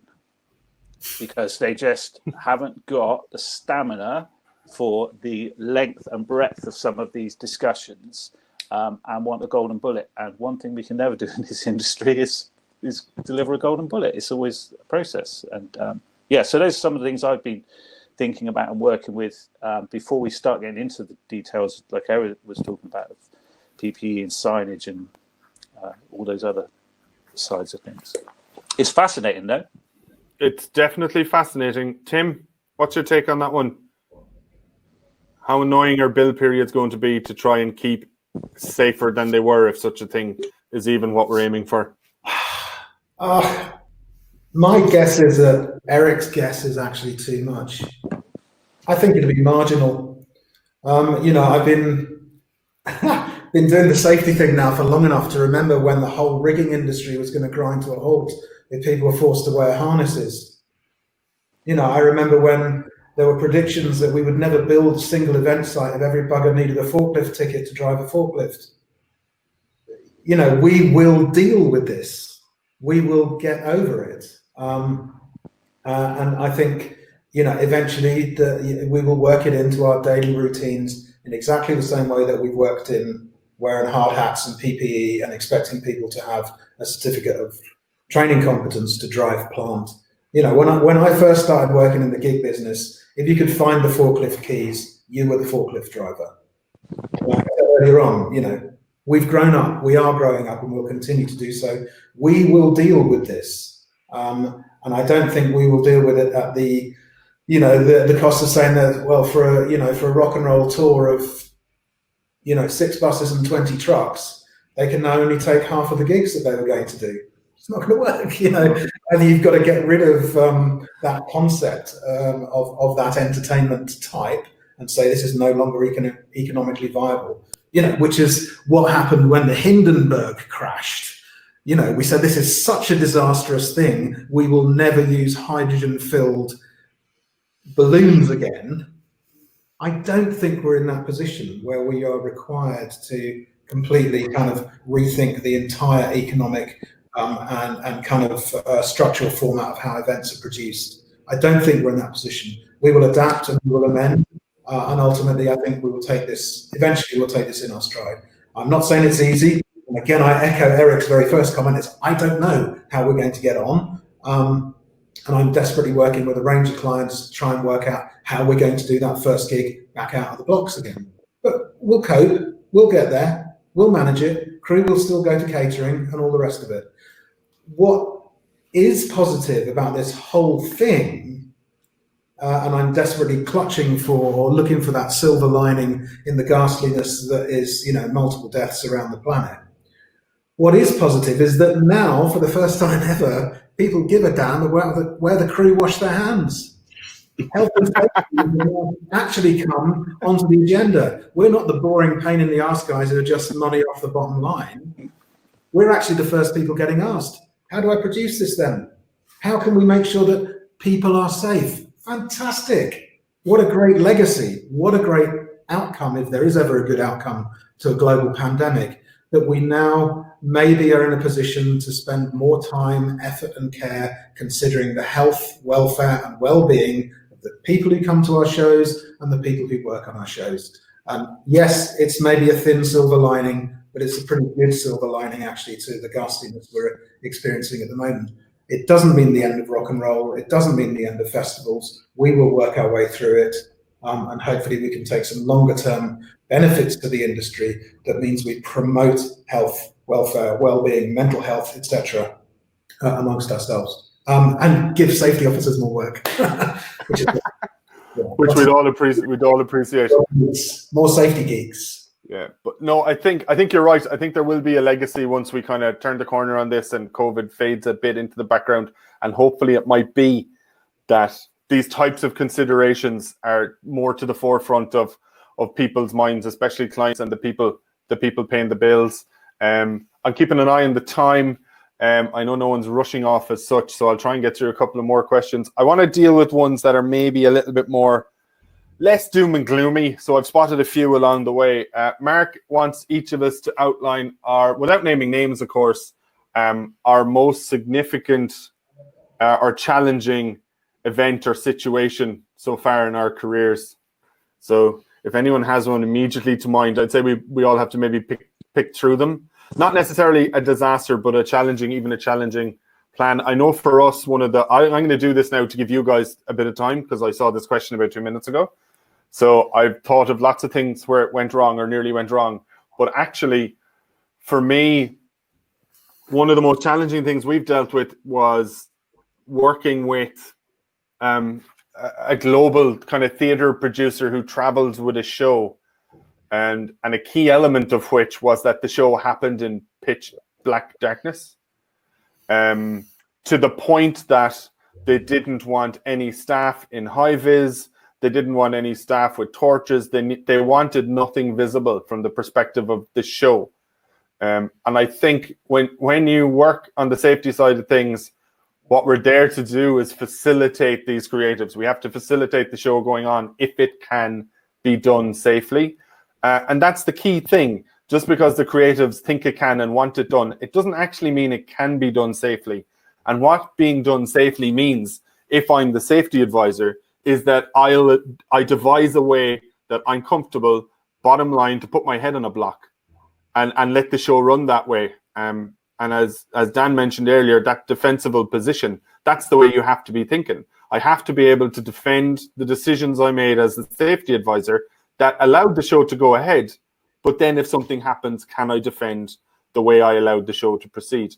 And for me, I guess it was reasonably early, excuse me, in my safety career. It was a big show. It had a lot of eyes on it, and we had to work with them to figure out how this could be done. And we did. And the show we did 13 shows. We added another 2 shows. It sold out. It could have gone another few weeks, I'd imagine. The show was amazing.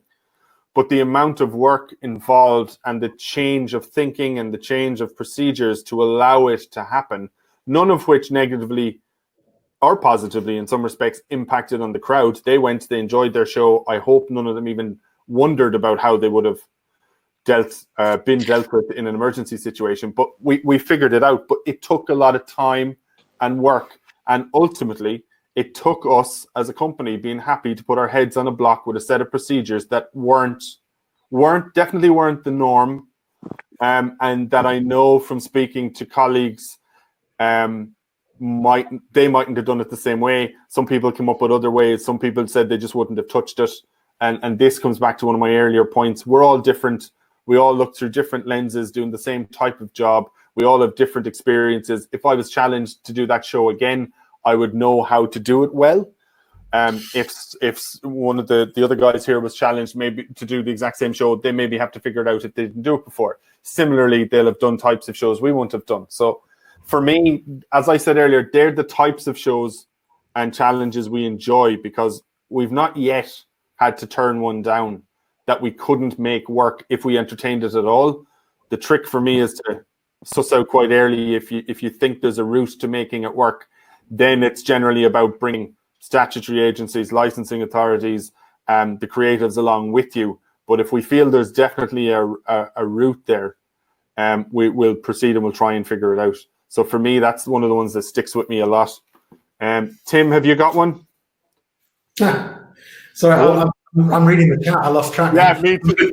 I should just say, just in regards to the chat, a couple of people have, and I know I mentioned this at the start, sorry, Tim, a couple of people have sent us messages going, is there a way to get a transcript of the chat?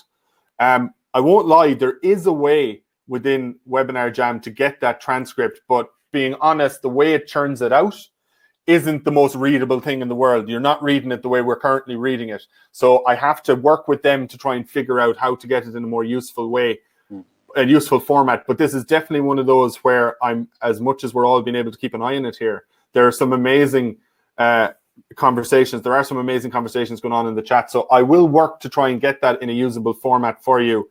Believe me, if I can't, it's because it would have taken an army of people a week to do all the fiddling around in Word to make it usable, but we are going to try.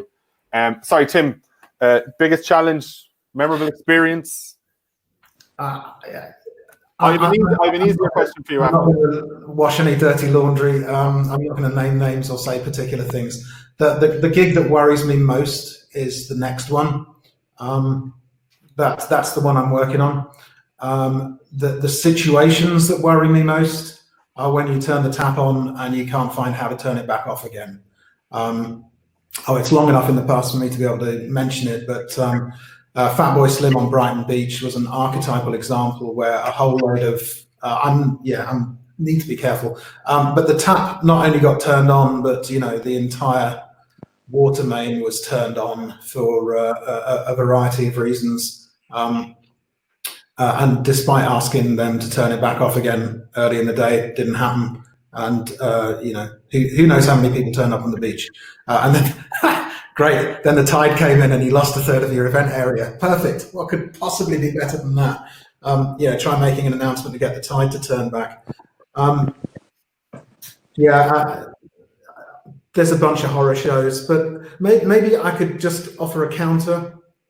And having been in a situation where I've seen it work brilliantly, I'm much happier to talk about a good outcome than a bad one.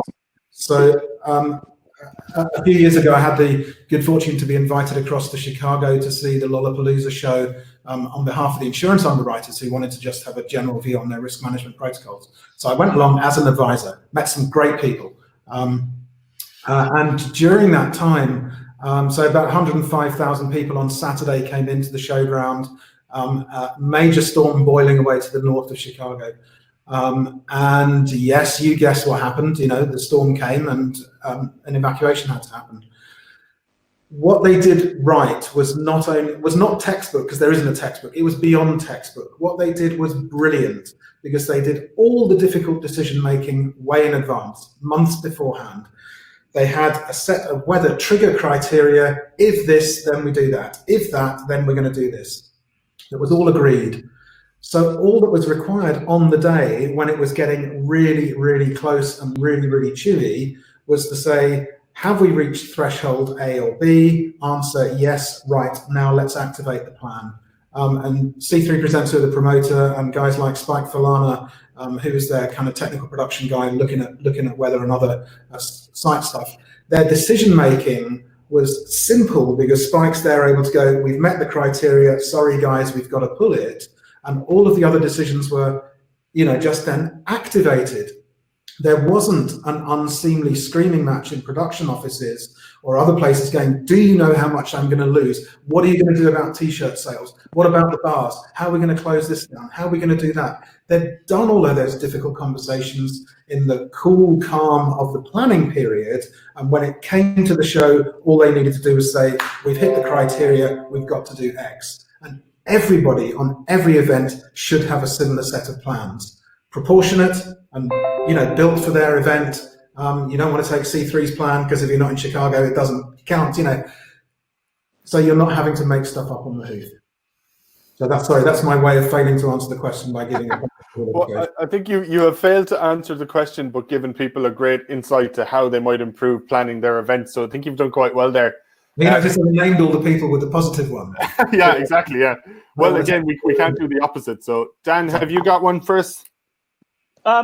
yeah, I just want to echo Tim's points. It actually made me feel warm inside hearing him saying about the benefits of a robust plan that everybody signs up to, and all you've got to do is just push the button and get on do what you agreed to do, as opposed to people turning around and staring at an individual and saying, oh, here we go, the safety officer is now going to cost us a lot of money. No, it's the plan. That was the plan that was agreed. That's fantastic. There's so many dependencies in there that outcome is going to occur, that a failure of any one of those dependencies means there's always this little get-out clause, such as people don't even read the plan when the weather comes.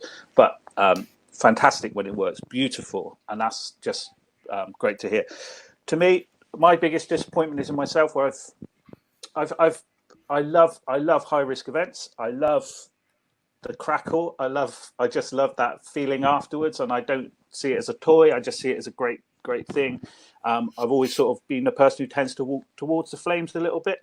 And if we have an outcome which wasn't perfect, but it was a really good day, and the team pulled together, and we had a great outcome in comparison to what it could have been, I think you can go home and you can say we did a good job. My disappointment is when I've not had a lot of pressure and I've failed to do something such as care for somebody, and I've just taken my eye off the ball occasionally, and sometimes I beat myself for that. And my worst situation, which still makes me angry inside, is I allowed myself to break one of the golden rules I always tell safety officers, is be parachuted into an event at your peril. No. I took the golden check, and I still regret it now. I'm actually blushing a bit, because I broke my own rules, and I stand in front of hundreds of people every year as a total hypocrite because I did it once. And if those 169 people take nothing else from me, is just be aware, if you strap on a parachute, good luck to you. Go back to that whole position, that defendable position. It just, you can't pay somebody enough money for that potential risk they're exposed to. And I walked right into it, and I'm still embarrassed.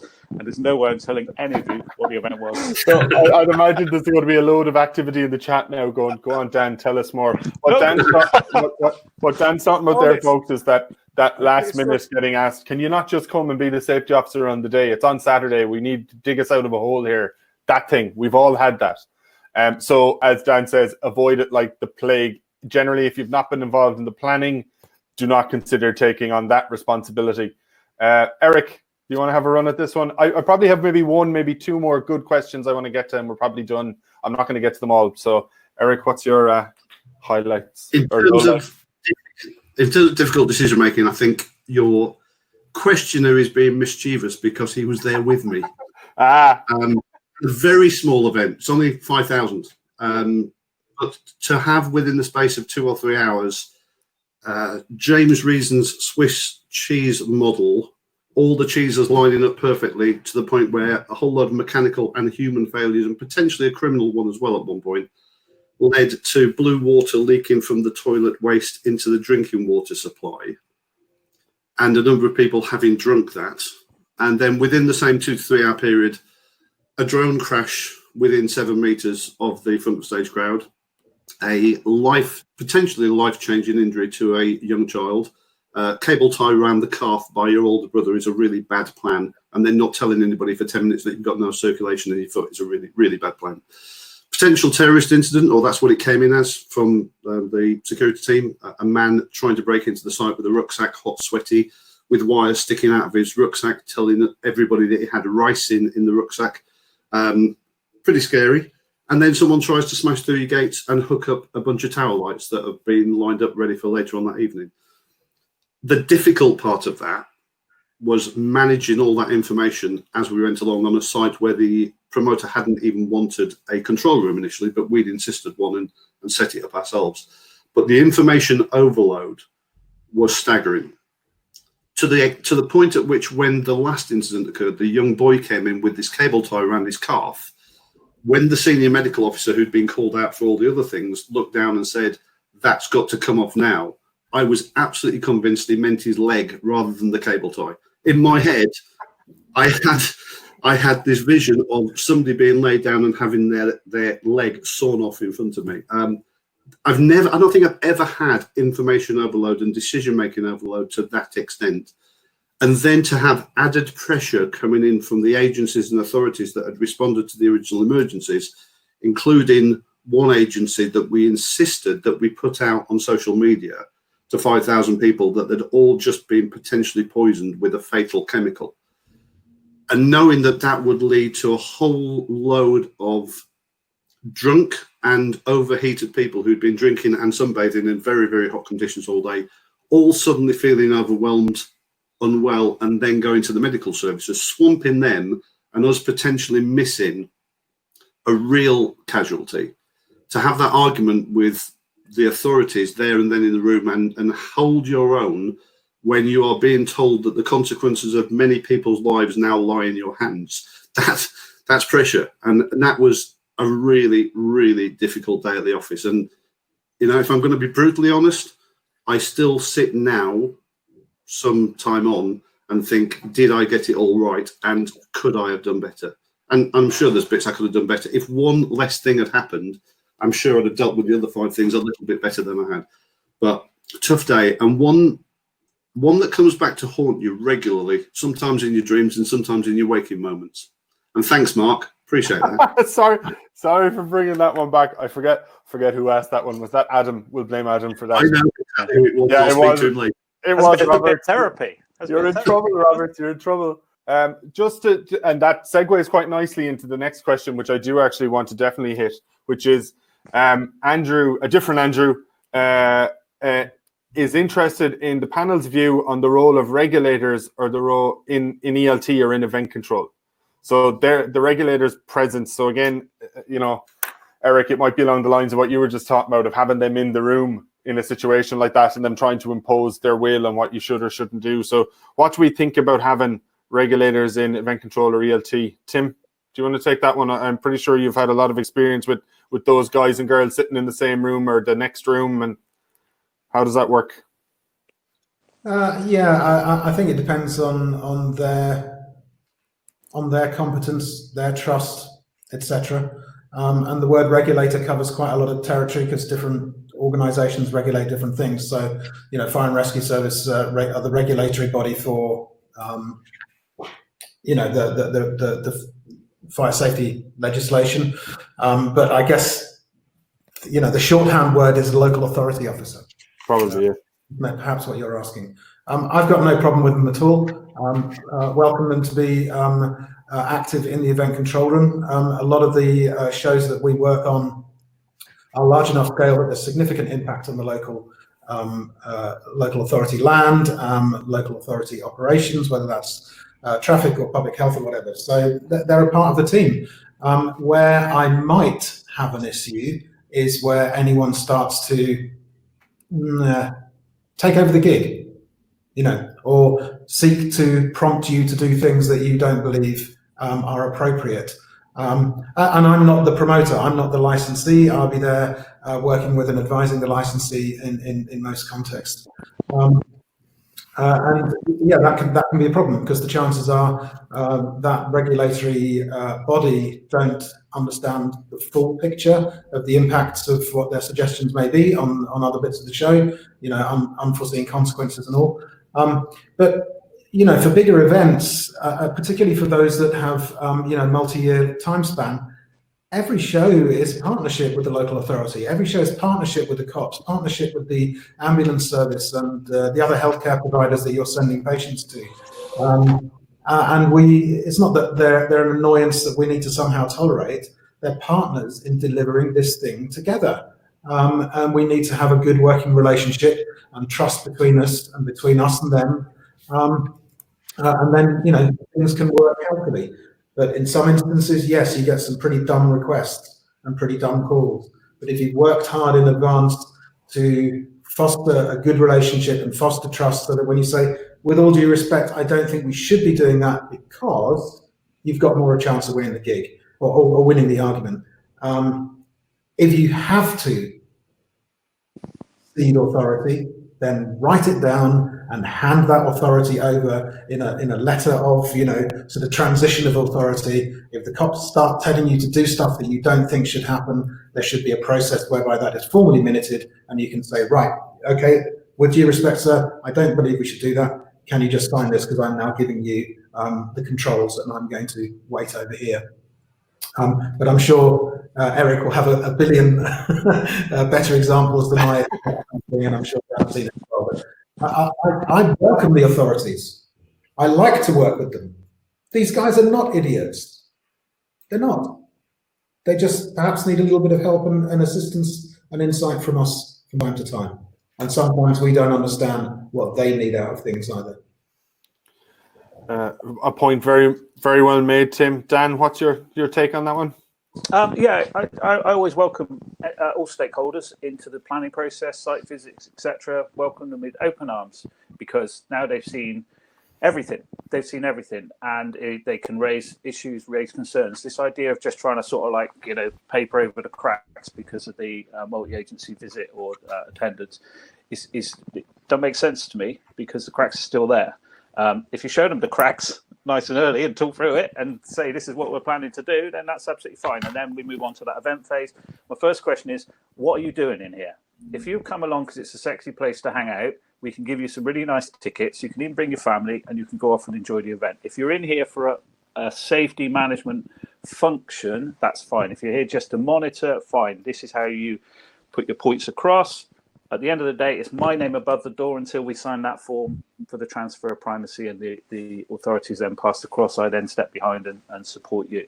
As long as we understand that, and obviously couch that in more pleasant terms, perhaps, is we understand that is what are you doing here? One great way of doing that is to have a control room briefing at the start of the day and say, we're just going to go around the room and everybody's going to explain what their function is. Yeah, that's a good idea. Actually, I think often we can find ourselves in rooms where you can genuinely be looking around, not knowing what certain people do.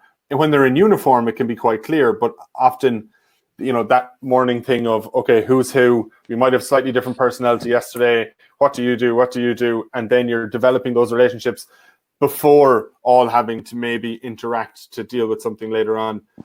Eric, what's your politically correct view on regulators or local authority officers being in event control? I think I know what it is, but I love it when a SAG becomes part of your control.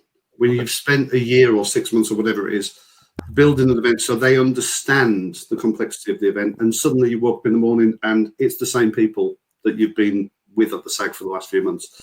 I dislike it when you turn up in the morning and the seats for each of those agencies are filled by people that you've never seen and never spoken to before. I find that is when Dan's point about having a talk around the room as to who everybody is so crucial. And the reason I think I like it if they've been involved from the SAG is because we've had the opportunity to do a piece of education. And for me, the question itself is its own answer. There is a difference between a control room and an ELT as far as I'm concerned. All those people can sit in that same room together. They do at many events. But establish them that part of that team is running, managing, controlling, and making difficult decisions for the event, and they are the control team. Everybody else is there for helpful, supportive, useful advice and backup, and they're the event liaison team, and making sure everybody knows the difference. To sit in a control room in central London, 70,000 people, and have someone from London Underground sitting across the table saying, we've just lost the main line that everybody is going to use when this event closes in 15 minutes time, is really handy to have that instantaneous, and then to say, how long is it likely to be down for? To be able to turn sideways and say to the licensing officer or someone from the licensing team at Westminster or RBK and say, we've just lost the central line. I don't want to empty 70,000 people out of my event site with no tube line to send them to. I'm looking for an extension to the license. Would you support that on crowd safety, on public safety grounds? Yes, we would. Police, we're going to delay all the post-event deployments by 15 to 20 minutes because of this. Can you let everybody know as quick as you can? Ambulances, don't go to those secondary positions yet because we're not emptying the crowd out stage manager message, can we get 15 more minutes out of the band? To me, that's gold dust. It's absolute gold dust. But the basic fundamental principle is there's a control room and there's an event liaison team, and everybody needs to know the colour of the seat that they're sitting in as to whether they are the control room or where they're event liaison. And sitting at the back of everybody's decision log that's going on that day should be exactly what Tim said, a handover protocol, which if you need to, if you're backed into a corner, you wave in the air and say, are you now saying that you, whoever you are taking responsibility for the safety of these 70,000 people? Because at the moment that sits with me. But if you're saying I've got to do it and I've got to do it your way, I'm handing you that, signing it and handing it over to you to say you're now in charge. I hate doing that. I absolutely hate it. But waving the piece of paper to have the discussion beforehand sometimes is necessary. Yeah, I was just going to say that's that moment, A, we all try and avoid, but B, we all have to have a little procedure in place for. I'm glad I just scanned the chat there because I had my final question, and now I've seen that Ben has slightly revised his question, which I'm using. So I'm going to give you this as the last question. The chat has been ridiculous. There's some amazing conversations going on in there. I have cut and paste into Word multiple times in case that's the only way it can work. But because it scrolls and it scrolls off the bottom as such, we could have missed loads. So I'm going to do some work on the back end to try and get the full chat. But Ben's question, which I'll put to all of you, is, his revised version is, what advice would you give to someone starting to move their career from operational level to a strategic one in event and crowd safety? Tim, do you want to take that one first? Phone Eric Stuart. Tim. Eric might tell you to phone Tim. Sorry, I have to be quick. I've got a 1 o'clock meeting that I cannot avoid.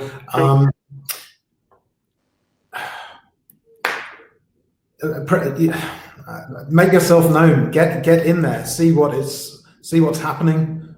Get into the control room.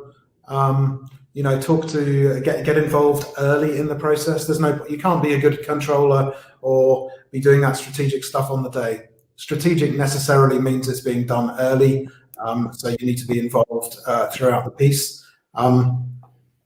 It is a career option. Great idea.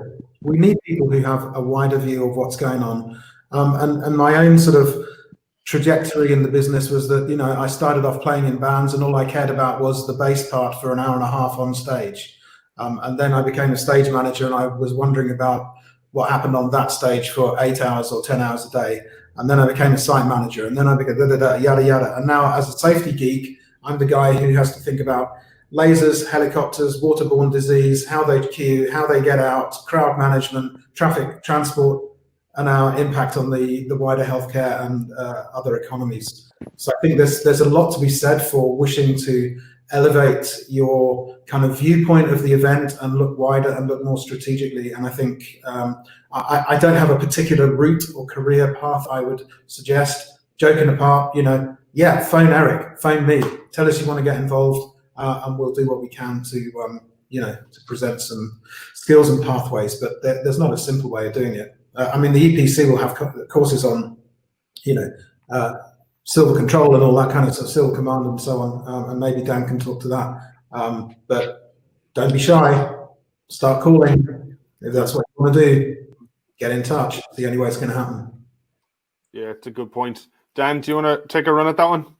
Yeah, I know Ben, and actually sometimes it's about the confidence to just elevate yourself, to present yourself with regards to your true capabilities without overreaching, and there's got to be a first day. So trying to create that environment where you can be deputy and then step in and then create that sort of safe environment yourself. I got thrown launched into it, utterly terrifying, and just managed to swim. I wouldn't advocate that method. And also you've got to be interested in it.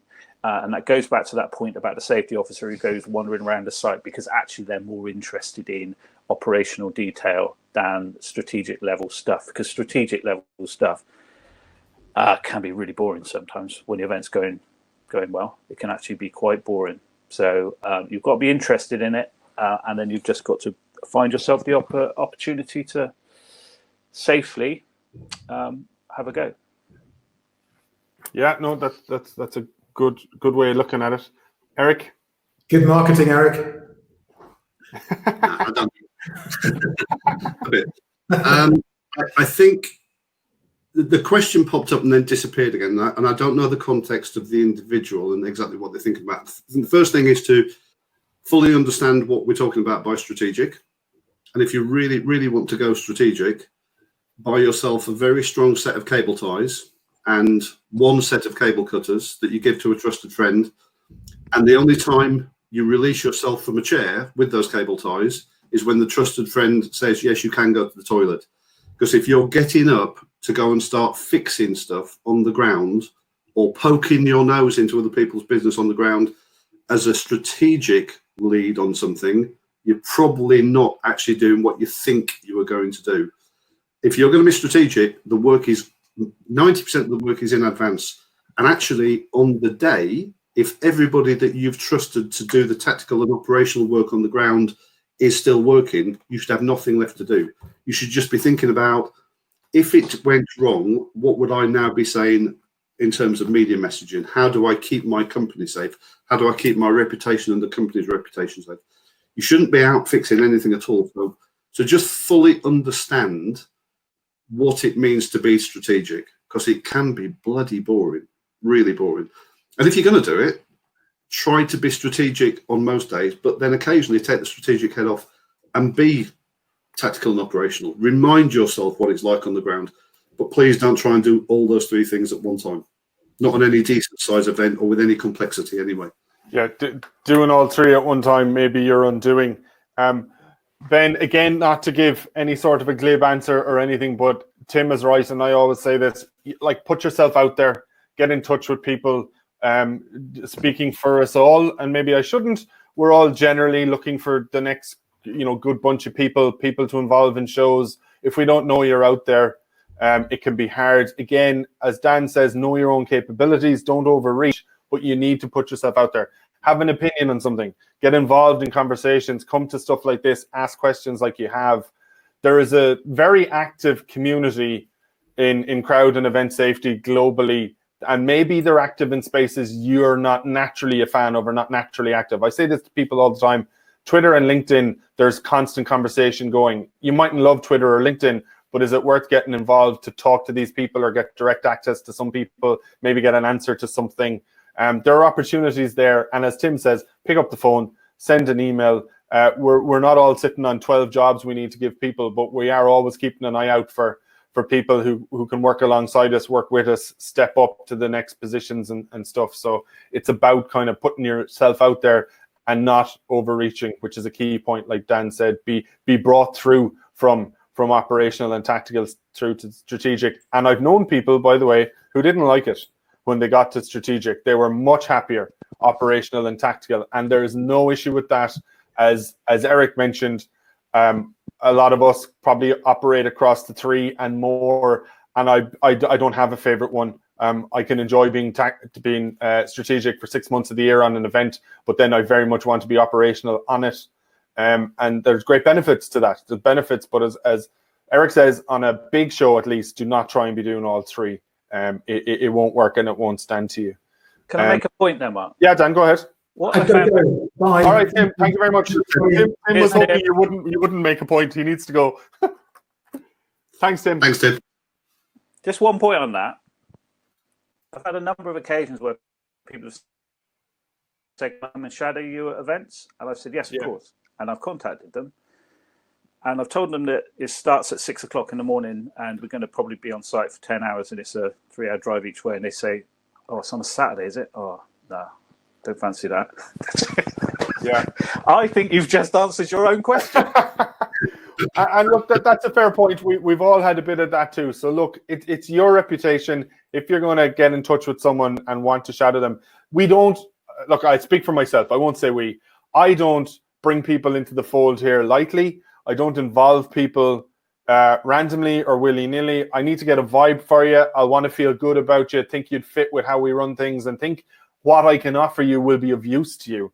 So if you do get offered that opportunity, if you are lucky enough, don't be those people that Dan has had experience with, and I've had experience with, where you do offer an opportunity that we know can be difficult to get. If you have that opportunity, take it. It might not be exactly where you want to be year one. Maybe it gets you in the door though, and maybe you can get into a different department next year, and just seek out the opportunities and take them when they're available, is what I would say. Eric, do you want a parting shot on that one? No, I'm reading the comments down the sidebar again. Yeah, I've had a few people who have like me cut and paste at various stages and have emailed me what they've cut and pasted. So I'm hoping we can put together a large proportion, if not all of this. If I can't sort it on the back end, I think we'll have caught a lot of it. I think it's proven what all these webinars are proving for me, and it disproves something I've heard about our industry so many times, where people say that we're not willing to help each other, we're not willing to talk, we're not willing to share experience. Everything about these webinars, about you guys, about the people in the chat has taught me that that's complete and utter bullshit. And I hope it continues long past COVID. Maybe we're all happy to sit in webinars now because some of us don't have a lot to be doing. I had to explain to my mother yesterday, I don't currently have loads of time on my hands. We're really, really busy. And I have webinars and all of that. So I know not everyone is sitting on their thumbs doing nothing. But I hope it continues. Again, whether it's Twitter, LinkedIn, in person, pick up the phone, email me, email Dan, email Tim, email Eric. They've all said it in the chat, so I'm happy to say it. Yep. The worst thing that happens with me is it takes me a while to email you back because I'm busy with stuff. I hate unanswered emails. I'm an idiot. I'll sit here late at night watching crap TV and I'll be answering emails because I want to get back to people. I won't bullshit you. None of the guys will bullshit you. If we don't have an answer, we'll try and point you somewhere. We'll do what we can. We don't have all the answers. You might have them for us, which would be very helpful. But let's talk and let's all stay talking. And I think that's where the benefit is in all of this for all of us, you know. So I'm now just already focusing on how to capture every single bit of this chat. So I'm going to go and try and make that happen. I want to thank Tim. I knew he had to run at 1 o'clock, so he stayed right to the wire. I thank him for that. Eric, Dan, I think, I'm not lying. You've seen the chat. We could have stayed on this for a day. I think if we were all happy to keep answering questions live like this, we'd have great conversations with everyone here. I think we might get some emails with people wanting to follow up and stuff, and I think we're all happy to do that. Again, worst case scenario, just give us a little bit of time if it takes a bit of time to come back to you. But for me, thank you all in the room for getting involved the way you have. Thank you. Thank you to the 3 guys for coming on, and have a great day, and we'll see you on the next one. Thanks, Mark. Thanks a lot. Thank you, Cheers. Be safe, everybody.